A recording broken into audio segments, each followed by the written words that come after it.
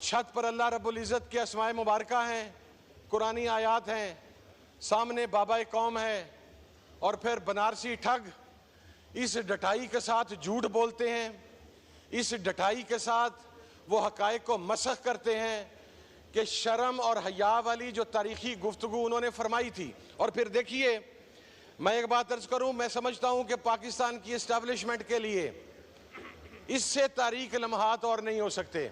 गैरत इंसान के लिए सबसे इंपॉर्टेंट चीज़ होती है, वफादारियाँ होती हैं, और वो तमाम लोग जो किसी भी रिस्पेक्टिव पार्टी में हैं और अपनी पार्टी के मौक़िफ़ के साथ खड़े हैं, उनका ताल्लुक किसी भी साइड से हो, मैं ये समझता हूँ कि कम अज़ कम वो लोग ये दावा कर सकते हैं कि उनके अंदर इतनी शर्म और हया है कि वो जिस जगह पर थे, सही या गलत, वो अपनी लीडरशिप के साथ खड़े हैं। लेकिन यहाँ पर जो गिरगिट की तरह रंग बदलते हैं, जो कल तक कुछ और कहा करते थे, आज वो किसी और की शान में कलाबे मिला रहे हैं। और मैं पाकिस्तान की इस्टेब्लिशमेंट से और पाकिस्तान की अदलिया से सर एक बात करना चाहता हूँ। मुझे आवाम ने वोट दे के यहाँ पर भेजा, ये मेरा इस्तेहकाक है कि आपने जो कुछ हमारे साथ किया, हमारी बात नहीं सुनी गई, हमारे घरों तक आप पहुंचे। इमरान खान हकीकत था, इमरान खान हकीकत, इमरान खान हकीकत रहेगा।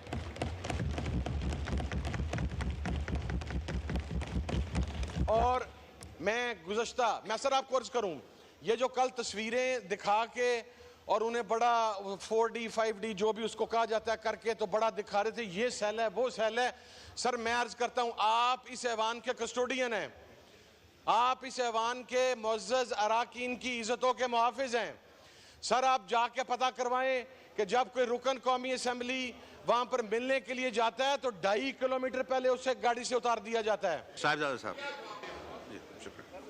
नहमदुहु व नुसल्ली व नुसल्लिमु अला रसूलिल करीम, अम्मा बाद, फ़अऊज़ु बिल्लाहि मिनश शैतानिर रजीम, बिस्मिल्लाहिर रहमानिर रहीम, व ताअवनु अलल बिर्रि वत तक़वा व ला ताअवनु अलल इस्मि वल उद्वान, सदक़ल्लाहु मौलाना अज़ीम। बहुत शुक्रिया जनाब डिप्टी स्पीकर।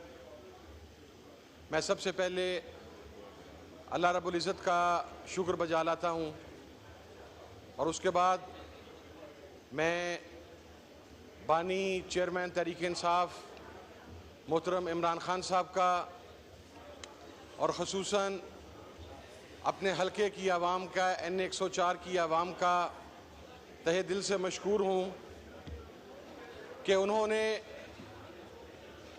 हाथों से गढ़े हुए एक खुद साख्ता लीडर ऑफ द अपोजिशन जो पूरी इलेक्शन कैंपेन में इस बात का दावेदार रहा कि चूँकि निगरान वज़ीर आज़म का नाम मैंने दिया था तो मुझे यकीन दहानी भी वहाँ से करवाई गई है कि मैं हर हाल में इंतखाब जीतूँगा। लेकिन मेरे हलके की गयूर आवाम ने उस नाम नहाद लीडर ऑफ द अपोजिशन को 8 फरवरी को उसकी औकात भी दिखाई और उसकी हकीकत भी बतलाई। जनाब स्पीकर, डिप्टी स्पीकर, चूँकि मेरी तकरीर प्रेसिडेंशियल स्पीच के हवाला से है, मोहतरम प्रेसिडेंट साहब ने अपनी तकरीर में डायलॉग की बात की, लेकिन डायलॉग की बात के लिए एक माहौल चाहिए, कुछ मर्दम शनास अशखास चाहिए, कुछ रीजनेबल पर्सनैलिटीज़ चाहिए। जब खसूसन सियालकोट से ताल्लुक़ रखने वाला एक ज़ुबान दराज बनारसी ठग जब ऐवान में खड़ा होकर गलाज़त से भरपूर ज़बान इस्तेमाल करेगा कि जिसकी ज़ुबान के शर से कोई शख्स महफूज नहीं, और जिस वक़्त हमारा मफरूर वज़ीर दाखिला यहाँ पर खड़ा होकर यह बात कहेगा कि हम तो डायलॉग चाहते हैं लेकिन हमारे मुंतखब अराकीन कौमी व सूबाई असम्बली को उस वक़्त गिरफ़्तार किया जा रहा होगा, तो फिर जनाबे वाला मुज़ाकरात नहीं हो सकते। और आप देखिए हमारे मोहतरम वज़ीर दाखिला साहब की जो बरक़ात गुज़श्ता रात अमेरिका में वर्ल्ड कप के मैच में पहुंची कि मैं समझता हूं कि पाकिस्तान की क्रिकेट की तारीख का भी ब्लैक डे था कि हम यूएसए जैसी टीम से गुज़श्ता रात T20 का मैच हार गए। ये ऐसे अशखास हैं, ये ऐसी शख्सियात हैं, ये जहां पर पांव रखते हैं इनकी नहुसत वहां तक पहुंच जाती है। जनाबे वाला देखिए,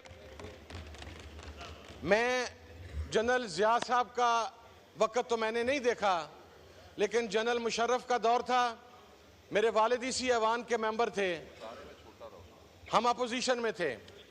मैंने उनका जबरो सितम तो देखा, लेकिन उस जबरो सितम में भी ये सलूक रवा नहीं रखा गया कि चादर और चार दीवारी के तकद्दुस को जिस तरीके से निगरान हुकूमत के टाइम पे और मौजूदा दौर में पामाल किया जा रहा है, ये शायद परवेज़ मुशर्रफ के टाइम पर भी नहीं था।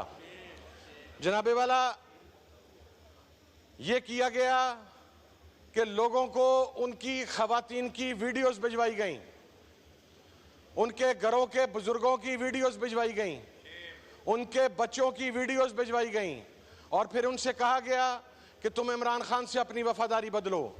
मैं ये समझता हूं कि ये जितने लोग यहाँ पर मौजूद हैं जो आज इमरान खान के नाम के ऊपर वोट लेकर आए हैं, इनकी जवान मर्दी को भी सलाम है, इनकी हिम्मत को भी सलाम है, इनकी शुजात को भी सलाम है कि इन अशखास ने इन रियासती जबरो तशद्दुद के बावजूद अपनी वफादारी नहीं बदली और उसी तरीके से खड़े रहे।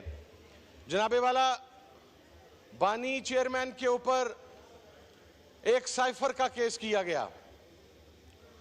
वो हमारे तकरीबन सारे वजीर ही मफरूर हैं कौमी असम्बली से। ये भी शायद पहली मरतबा ही है कि उस दिन से लेके आज के दिन तक अगर आते भी हैं तो शायद किसी को सिर्फ शक्ल दिखाने के लिए। लेकिन वजीर मौसूफ ने फरमाया कि साइफर के ऊपर इमरान खान ने गद्दारी कर दी। उनकी जो पंजाब की वजीर आला हैं वो तो कहती थी कि साइफर है ही नहीं, साइफर एक कागज़ का टुकड़ा है, साइफर एक ड्रामा है। आज इस्लामाबाद हाई कोर्ट के अंदर साइफर की हकीकत बेनकाब हो चुकी है, और अब एक ऐसा केस कि जिसकी वजह से शर्म के मारे सर झुक जाते हैं। इद्दत के मामले के ऊपर तमाम मसालिक के मुफ्तियान का मुत्तफ़िका फतवा है कि इद्दत के अंदर औरत की राय हतमी होती है, लेकिन एक जज किसी के कहने के ऊपर एक ऐसा फैसला सुना देता है जो कुरान और सुन्नत से मुतसादिम है, और फिर उसकी कोई बाज़पुरस नहीं होती। और फिर उसके बाद मुजरमाना तर्ज़ अमल इख्तियार करते हुए वो केस मुकम्मल होने के बाद अब एक नए जज की तरफ ट्रांसफ़र कर दिया जाता है। जनाबे वाला, जब तक ये मामलात चलते रहेंगे, और मैं पाकिस्तान के मुक़्तदरा को एक जुमला कहना चाहता हूँ, उनकी नज़र पेश करना चाहता हूँ कि वो पंजाबी में कहते हैं कि राह रस्ता, राह दसी दाए, पुछी दाए, तकी दाए, मोड़ी दाए, डकी दा नहीं। आपने रास्ता रोकने की कोशिश की, लेकिन 8 फरवरी को पाकिस्तान की अवाम ने इमरान खान से मोहब्बत का सबूत देते हुए इमरान खान को अक्सरियत दिलवाई। जनाबे वाला, मुझे तो ये समझ नहीं आती कि ये आसमान पर छत पर अल्लाह रब्बुल इज़्ज़त के अस्माए मुबारका हैं, कुरानी आयात हैं, सामने बाबा कौम है, और फिर बनारसी ठग इस डटाई के साथ झूठ बोलते हैं, इस डटाई के साथ वो हक़ाइक़ को मसख करते हैं कि शर्म और हया वाली जो तारीख़ी गुफ्तगू उन्होंने फरमाई थी। और फिर देखिए, मैं एक बात अर्ज़ करूँ, मैं समझता हूँ कि पाकिस्तान की इस्टेब्लिशमेंट के लिए इससे तारीख लम्हात और नहीं हो सकते। गैरत इंसान के लिए सबसे इंपॉर्टेंट चीज़ होती है, वफादारियाँ होती हैं, और वो तमाम लोग जो किसी भी रिस्पेक्टिव पार्टी में हैं और अपनी पार्टी के मौक़िफ़ के साथ खड़े हैं, उनका ताल्लुक किसी भी साइड से हो, मैं ये समझता हूँ कि कम अज़ कम वो लोग ये दावा कर सकते हैं कि उनके अंदर इतनी शर्म और हया है कि वो जिस जगह पर थे, सही या गलत, वो अपनी लीडरशिप के साथ खड़े हैं। लेकिन यहाँ पर जो गिरगिट की तरह रंग बदलते हैं, जो कल तक कुछ और कहा करते थे, आज वो किसी और की शान में कलाबे मिला रहे हैं। और मैं पाकिस्तान की इस्टेब्लिशमेंट से और पाकिस्तान की अदलिया से सर एक बात करना चाहता हूं। मुझे अवाम ने वोट दे के यहां पर भेजा, ये मेरा इस्तेहकाक है कि आपने जो कुछ हमारे साथ किया, हमारी बात नहीं सुनी गई, हमारे घरों तक आप पहुंचे। हुकूमत का रवैया हम जिस शख्स को पंजाब में लीडर ऑफ द अपोजिशन लाना चाहते हैं और थे, मियां असलम इकबाल साहब, जो कि एक मुंतखब MPA है, जनाबे वाला पंजाब का हिटलर नुमा IG, जिसे मौजूदा वजीर दाखिला की सरपरस्ती हासिल है, ये हमारे उस MPA को डायरेक्ट कत्ल करने के धमकियां दे रहा है। हमारा appointed leader of the opposition Punjab assembly में नहीं जा सकता क्योंकि ये उसे मारना चाहते हैं। लेकिन ये जो गोलियां बेचते हैं ना जनाब, तस्वीरें, ये जो हमारी खवातीन अरकान कौमी असेंबली को कब्रों की तस्वीर बेचते हैं। मैं एक बात अर्ज करना चाहता हूं सर, कब्र में सिर्फ हमने नहीं जाना, कब्र में इन्होंने भी जाना है, और इस वक्त का तयन अल्लाह रब्बुल इज़्ज़त की ज़ात ने करना है कि कौन कब कब्र के अंदर जाएगा और कौन कब कब्र से बाहर रहेगा। ये जो रवैया है ये गैर जमहूरी है। हम मुज़ाकरात करना चाहते हैं, हम डेमोक्रेटिक वे में बात करना चाहते हैं, हम संजीदा लोगों के साथ बात करना चाहते हैं। लेकिन अगर आप इस सियासी इंतकाम को जिंदा रखते हुए ये समझते हैं कि ये मुज़ाकरात होंगे, तो फिर जनाबे वाला ये मुज़ाकरात किसी सूरत के अंदर नहीं होंगे। इसलिए कि हम अब देखिए सर, मैं आपको अर्ज करूं, उमर सरफराज चीमा, क्या कसूर है सर उसका? चंद दिन के लिए पंजाब का गवर्नर है, उसने अपना ज़मीर नहीं बेचा, उसने अपने ज़मीर का सौदा नहीं किया। वो सर दोनों बाजुओं से पैरालाइज हो चुका है तकरीबन। उस शख्स का अपेंडिक्स का ऑपरेशन सर। और सर डॉक्टर यास्मीन राशिद का क्या कसूर है? कैंसर सर्वाइवर है सर। वो बच्चियां, आलिया, हमजा, दीगर तमाम बच्चियां, सर शर्म आती है, शर्म से सर झुक जाते हैं कि हमारा पाला किन बेजर्फ और कम जर्फ मुखालिफिन से पड़ा है। इसलिए कि जर्फ वाला मर्द की तरफ उंगली उठाता है, किसी के घर की औरत की तरफ उंगली नहीं उठाता और नजर नहीं उठाता। और हम तो ऐसे बेजर्फों के मुकाबले पर आ गए हैं जिनकी नजरें भी औरतों की तरफ उठती हैं। इमरान खान हकीकत था, इमरान खान हकीकत, इमरान खान हकीकत रहेगा।